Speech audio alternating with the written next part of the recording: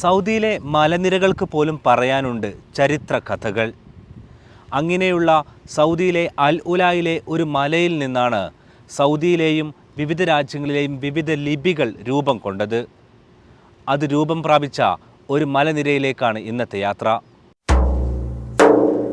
ലോകത്തെ ഇസ്ലാമിനൊപ്പം വേഗത്തിൽ പ്രചരിച്ചതാണ് അറബി ഭാഷ. അതിന് കാരണമായത് വിശുദ്ധ ഖുർആന്റെ ഭാഷ അറബിയിലായതാണ്. എന്നാൽ ആയിരക്കണക്കിന് വർഷങ്ങൾക്ക് മുന്നേ അറബി ഭാഷയുണ്ട്. അതിന് എത്ര കാലപ്പഴക്കം കാണും? എവിടെ നിന്നാകും അത് പ്രചരിച്ചത്? അവർക്കുള്ള ഉത്തരങ്ങളിലൊന്നാണ് സൗദിയിലെ അൽ ഉലായിലുള്ള ജബൽ ഇഖ്മ.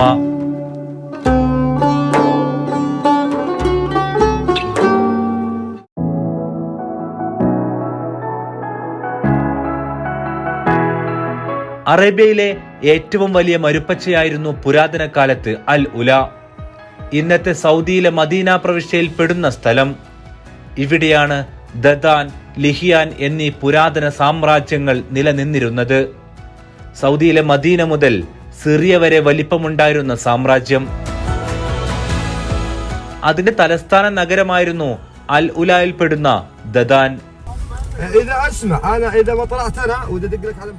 ഇബ്രാഹിം നബിയുടെ മകനായ ഇസ്മായിലിന്റെ പരമ്പരയാണ് ദദാൻ, ലിഹിയാൻ വംശങ്ങൾ.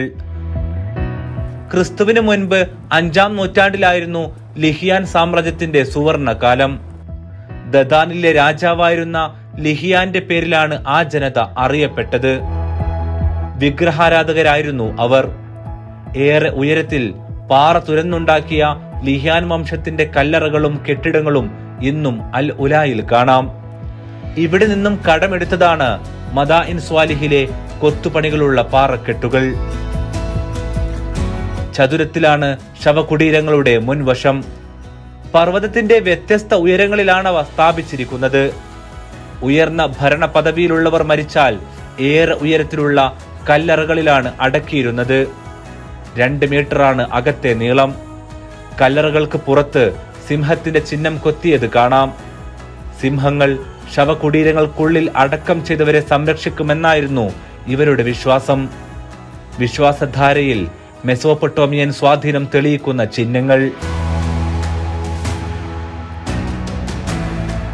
ദുഗൈബ എന്നായിരുന്നു ലിഹിയാൻ സാമ്രാജ്യത്തിലുള്ളവർ ആരാധിച്ചിരുന്ന ദൈവത്തിന്റെ പേര്. അദ്ദേഹത്തിന്റെ ലിഹിയാൻ ജനതയ്ക്കൊപ്പം ഇതുവഴി എത്തിയ സഞ്ചാരികളും അദ്ദേഹത്തോട് പ്രാർത്ഥിച്ചു. യാത്രയിൽ സുരക്ഷിതത്വം ലഭിക്കുമെന്നായിരുന്നു അവരുടെ വിശ്വാസം. ലോകത്തിലെ പ്രധാന സഞ്ചാരപാതയിലെ ഇടത്താവളമായിരുന്നു ഇവരുടെ സാമ്രാജ്യത്തിൽ നിലനിന്നിരുന്ന ജബൽ ഇഖ്മ അഥവാ ഇഖ്മ പർവ്വതം. അസീറിയ, ബാബിലോണിയ, റോം, ഗ്രീസ് തുടങ്ങിയ ഭാഗങ്ങളിൽ നിന്നുള്ള കച്ചവട സംഘങ്ങൾ അൽ ഉലായിലെ ദദാനിലുള്ള ഈ മേഖലയിൽ ക്യാമ്പ് ചെയ്തിരുന്നു. ഇതുവഴി പോയ സഞ്ചാരികളെല്ലാം അവരുടെ ലിപികളിൽ പ്രാർത്ഥനകളും സഞ്ചരിക്കുന്ന പ്രദേശത്തിന്റെ പേരുകളും ചിത്രങ്ങളും പാറകളിൽ കൊത്തിവെച്ചു. അരാമിക്, സമൂദ്, മിനിയാൻ, നബ്തി, ലാറ്റിൻ, അറബ് ഭാഷകളിലവ ഇവിടെ കാണാം. ഇതിൽ നിന്നാണ് അറബി ഭാഷ വികസിക്കുന്നത്. 9-10 നൂറ്റാണ്ടുകളിൽ വളരെ പ്രധാനപ്പെട്ട ഒരു കച്ചവട റൂട്ട് കൂടിയായിരുന്നു ഇത്. അതുകൊണ്ട് തന്നെ അക്കാലത്ത് ഇതുവഴി സഞ്ചരിച്ച ആളുകളും ഇവിടെ തമ്പടിച്ചവരുടെയും എല്ലാം തന്നെ പലവിധ ചരിത്രവും മതപരമായ വിശ്വാസങ്ങളും എല്ലാം തന്നെ ഈ പർവ്വതനിരകളിൽ കൊത്തിവെച്ചിട്ടുണ്ട്. അൽ ഉല താഴ്വരയിലെ വടക്കൻ ഭാഗത്താണ് ജബൽ ഇഖ്മ പർവ്വതം. പ്രവാചകൻ മുഹമ്മദ് നബിയുടെ കാലത്തുവരെ ജനജീവിതം സജീവമായ പ്രദേശം. ഹിജ്റ 24-ാം വർഷത്തിലെ, അതായത് 644-ാം വർഷത്തിലെ എഴുത്തുകൾ വരെ ഇവിടെ നിന്നും കണ്ടെടുത്തിട്ടുണ്ട്. 450 അറബിക് എഴുത്തുകൾ ഇവിടെ നിന്നും കണ്ടെടുത്തതായി രേഖകൾ ചൂണ്ടിക്കാട്ടുന്നു. നമ്മളിപ്പോഴുള്ളത് അൽ ഉലയിലെ ജബൽ ഇഖ്മ പർവ്വതത്തിന് താഴേക്കാണ്. അതിൻ്റെ ഉൾവശത്തേക്കാണ് നമ്മൾ പോകാൻ പോകുന്നത്.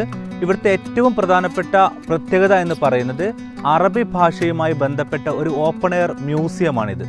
എന്ന് വെച്ചാൽ ഇവിടെ ജീവിച്ചിരുന്ന വിവിധ സമൂഹങ്ങൾ ഇവിടെയുള്ള പാറക്കല്ലുകളിൽ കൊത്തിവെച്ച ഭാഷയിൽ നിന്നാണ് അറബി ഭാഷയുടെ ആദ്യ രൂപം പിറവികൊള്ളുന്നത്.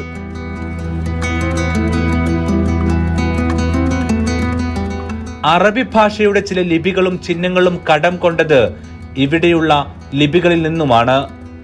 ഈ സാമ്രാജ്യത്തിലുള്ളവർ ഉപയോഗിച്ച ദദാൻ ലിപിയിൽ മാത്രം 28 അക്ഷരങ്ങളാണുള്ളത്. അറബി ഭാഷ പോലെ വലതുവശത്തു നിന്നും ഇടത്തോട്ടായിരുന്നു എഴുത്ത്. വരികളെ വേർതിരിക്കാൻ 2 കുത്തുകളോ അല്ലെങ്കിൽ കുത്തനെ ഒരു വരയോ ഇടും. കഴിഞ്ഞ നൂറ്റാണ്ടിലാണ് ഇവിടെ അറബി ഭാഷാ ലിഖിതങ്ങൾ കണ്ടെത്തിയത്. അറബി ഭാഷയുടെ ചരിത്ര പുസ്തകമെന്ന് വിശേഷിപ്പിക്കാവുന്ന പർവ്വതം. ദദാൻ സാമ്രാജ്യത്തിന്റെ ആകെയുള്ള ഭീഷണി നെബത്തികളുടെ സാമ്രാജ്യമായിരുന്നു.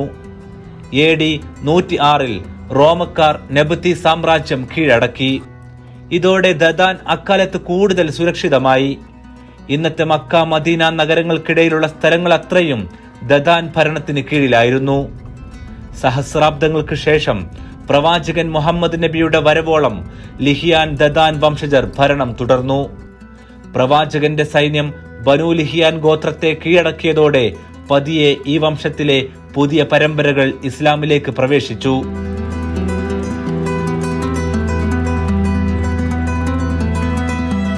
ഇവരുടെ പരമ്പരയിൽപ്പെട്ടവർ ഇന്നും മക്കയിലുണ്ടെന്ന് സൗദി ചരിത്രകാരന്മാർ സൂചിപ്പിക്കുന്നു.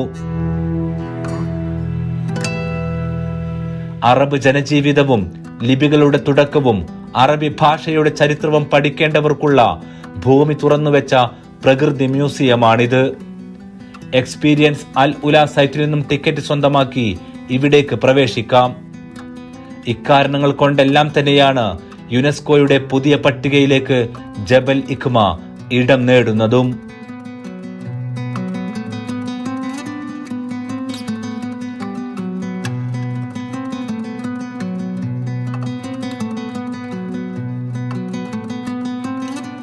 ഇടവേളയ്ക്ക് ശേഷം തുടരും.